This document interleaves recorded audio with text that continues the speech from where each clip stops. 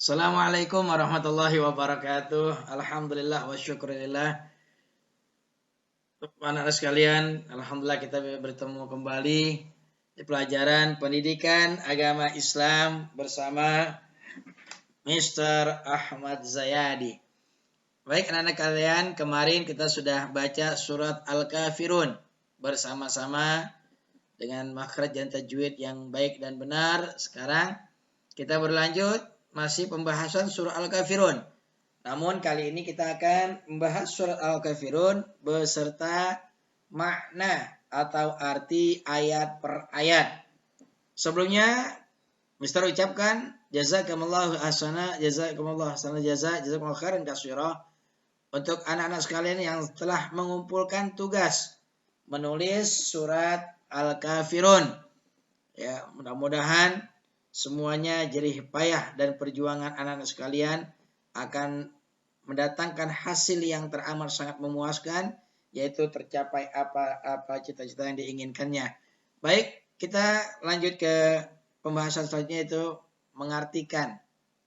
Baik, kita mulai dan kita ikuti slide berikut ini. Baik, alhamdulillah anak sekalian, kita buka kembali surat Al-Kafirun. Kemarin sudah kita baca sama-sama surah Al-Kafirun. Mari untuk mengulangi lagi, untuk menguatkan bacaan kita sama-sama. Kita awali dengan ta'awudz. A'udzu billahi minasy syaithanir rajim. Bismillahirrahmanirrahim. Qul ya ayyuhal kafirun la a'budu ma ta'budun wa la antum 'abiduna ma a'budu wa la ana 'abidum ma 'abadtum wa la antum 'abiduna ma a'budu lakum dinukum waliyadin. Shadaqallahul azim. Baik, nanti di berikutnya kita akan melihat, membacakan arti dan serta maksud daripada ayat-ayat tersebut.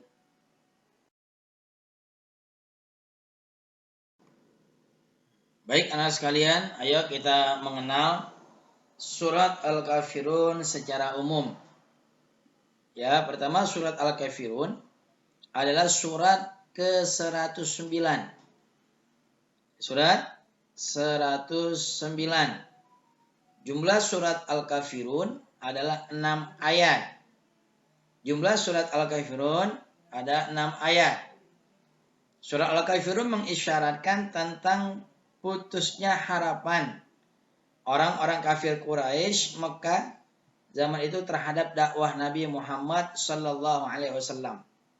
Nabi Muhammad sallallahu alaihi wasallam tidak mengikuti tata cara ibadah orang-orang kafir Quraisy. Mereka dipersilahkan beribadah menurut ajaran agamanya sendiri. Surat Al-Kafirun tergolong dalam surat Makkiyah karena diturunkan di kota Mekah. Ya, jadi kemarin sudah kita bahas apa? Surat Makkiyah itu adalah surat yang Allah turunkan sebelum Nabi hijrah ke kota Madinah. Itu namanya surat Makkiyah. Adapun surat Madaniyah adalah surat yang Allah turunkan setelah Nabi hijrah. Jadi setelah Nabi hijrah, walaupun turunnya di kota Mekah, maka disebut Madaniyah. Nah, kebetulan ini surat Al-Kafirun adalah turun di kota Mekah sebelum Nabi hijrah. Nah, mereka disebut Makkiyah. Arti daripada Al-Kafirun adalah orang-orang kafir yang diambil dari perkataan kal-kafirun dalam surat atau ayat yang pertama. Minggu yang lalu Bapak sudah jelaskan ya bagaimana asbabun nuzul. Asbabun nuzul itu sebab-sebab turunnya Al-Quran atau turunnya ayat. Kalau ada lagi asbabul wurud. Asbabul wurud itu artinya sebab turunnya hadis Jadi ada sebab turunnya hadis, sebut asbabul wurud, ada sebab turunnya ayat Al-Quran yang disebut dengan asbabun nuzul. Nah, sebabun nuzul daripada surah Al-Kafirun itu ya, Bapak jelas yang kemarin, yang mana orang-orang kafir Quraisy minta kerjasama dalam hal ibadah. Artinya kalau orang kafir beribadah, kita ikut ibadah dengan mereka. Kalau nanti kita ibadah, mereka ikut ibadah dengan kita. Maka turunlah ayat Al-Quran surah Al-Kafirun yang inti daripada ayat tersebut atau surat tersebut adalah lakum dinukum waliyadin. Bagimu agamamu, bagiku agamaku. Nah, disinilah Islam sangat menjunjung tinggi toleransi. Jadi toleransi itu maknanya saling menghargai, saling menghormati.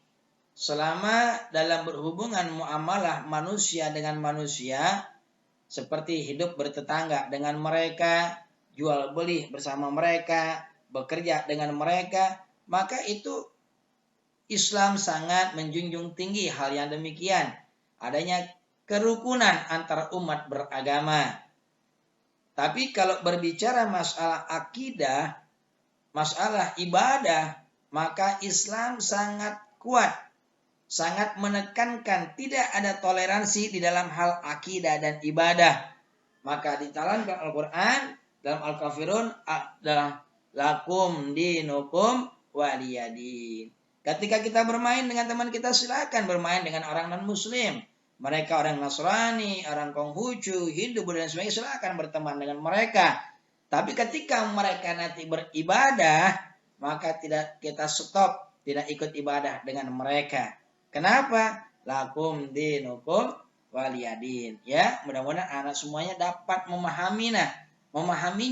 Jadi makna toleransi sebatas hubungan manusia dengan manusia, sebatas hubungan muamalah. Ya, kalau bicara masalah akidah, masalah ibadah, maka Islam tidak ada toleransi. Lakum dinukum waliyadin. Baik, kita lanjutkan.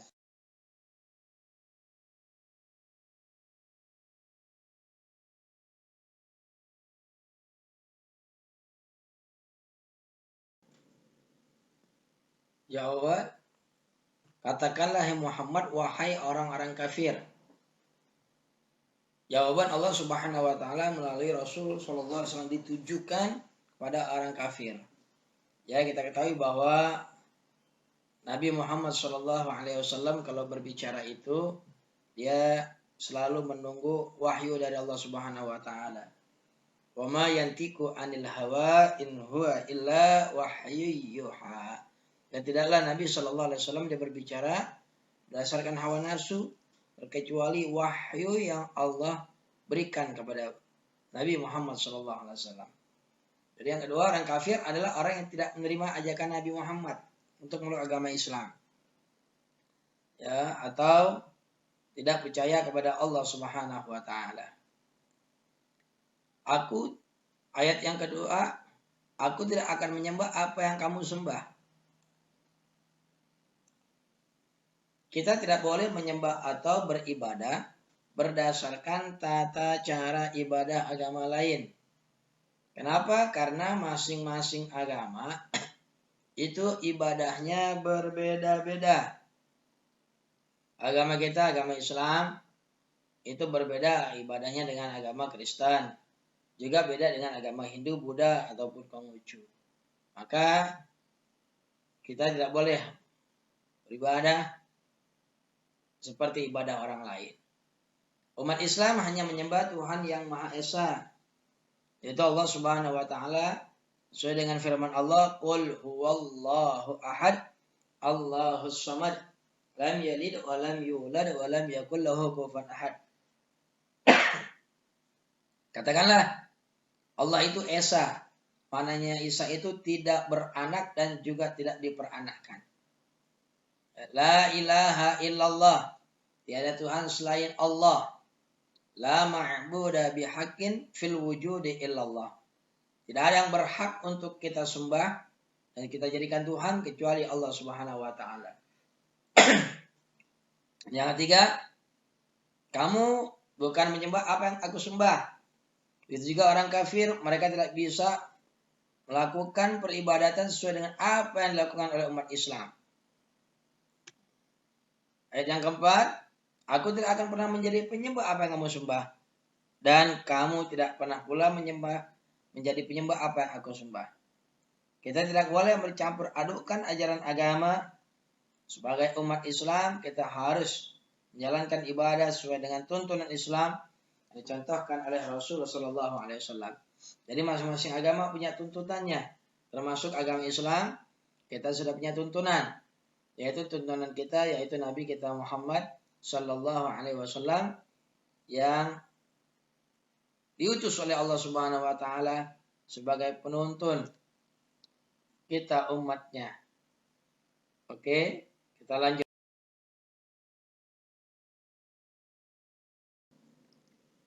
Ayat selanjutnya adalah untukmu agamamu dan untukku agamaku. Kita harus menghormati ajaran agama yang dianut oleh mereka yang berbeda agama. Dalam ajaran Islam, sesuai dengan makna yang terkandung dalam Al-Quran Al-Kafirun, ayat 6, kita tidak boleh memaksa orang yang menganut agama lain untuk masuk ke dalam agama Islam. Ya, apalagi memaksa orang yang menganut agama lain untuk beribadah sesuai dengan ajaran Islam. Jadi, kembali masing-masing agama sudah mempunyai ibadahnya dan tempat ibadahnya masing-masing. Ya, kesimpulan dari ayat Al-Kafirun, setelah kita membaca surah Al-Kafirun kemudian memahami maknanya per ayat, kita mendapat gambaran bahwa dalam Al-Quran surah Al-Kafirun terdapat beberapa pelajaran. Orang kafir pada masa Rasulullah SAW saling menyembah sembahan masing-masing agar Rasulullah berhenti berdakwah. Dengan tersebut langsung ditolak oleh Allah yang menurunkan Al-Quran, surat Al-Kafirun.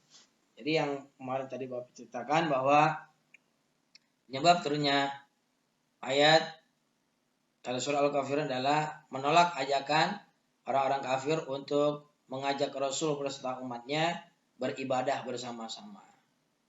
Kita dilarang mencampur adukkan agama dengan cara melakukan peribadatan sesuai dengan tata cara agama lain. Nah ini, kita tidak boleh. Termasuk sebentar lagi ada Natalan, tanggal 25 Desember. Ya. Nah itu Natalan adalah ibadah agama atau raya agama di luar Islam. Orang Kristen.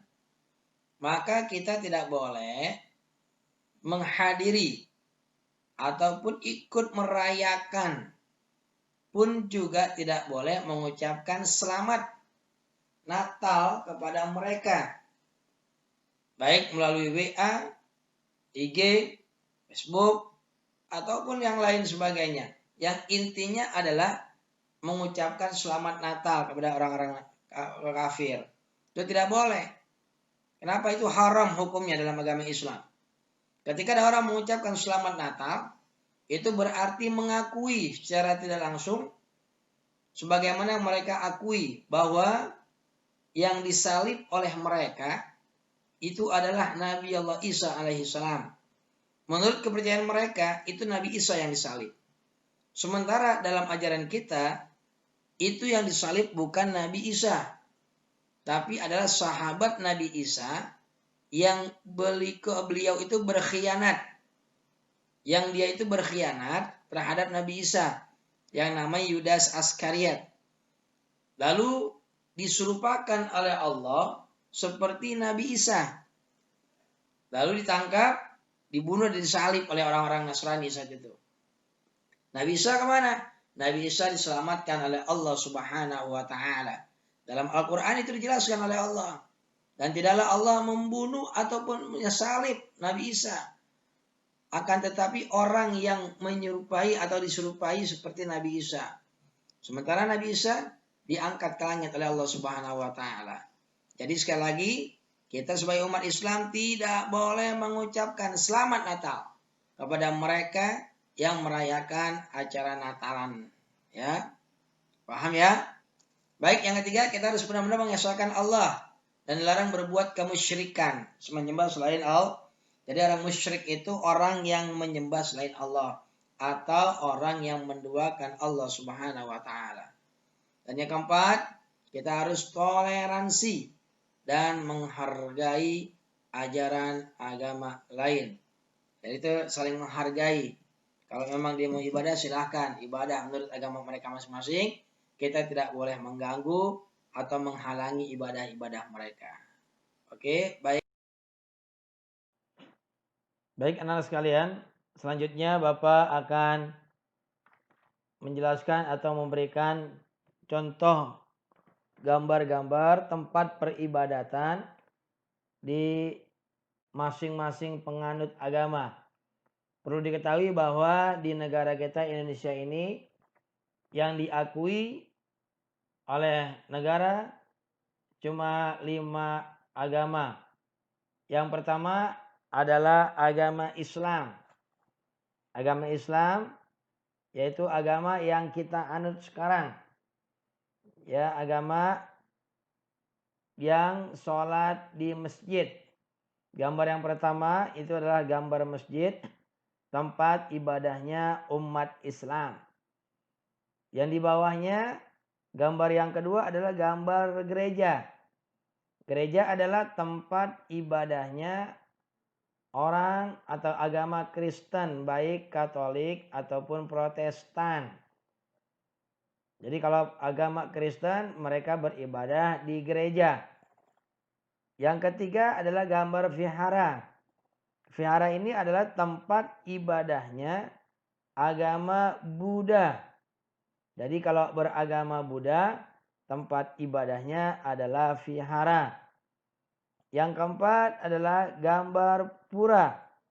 Pura ini adalah tempat ibadahnya agama Hindu. Jadi kalau orang beragama Hindu, mereka beribadah di pura. Dan yang terakhir, paling bawah adalah gambar kelentang. Tempat ibadahnya agama Konghucu. Tempat agamanya Konghucu adalah kelentang. Jadi 5 agama inilah yang diakui di negara Indonesia. Yaitu Bapak ulangi, Islam, masjid, Kristen di gereja, Buddha di vihara, Hindu di pura, dan Konghucu di kelentang.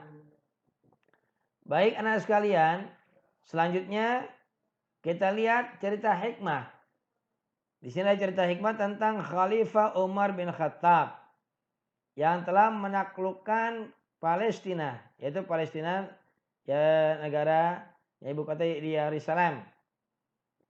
Para penduduk yang beragama Kristen was-was menanti sang khalifah. Mereka takut rumah ibadahnya dihancurkan dan dilarang untuk memeluk agama mereka. Kekhawatiran mereka tidak terjadi karena ketika Khalifah Umar bin Khattab sampai di Palestina, beliau melarang para tentara Islam untuk menghancurkan bangunan tempat peribadatan mereka. Nah, inilah salah satu toleransi yang diterapkan oleh Khalifah Umar bin Khattab di Palestina.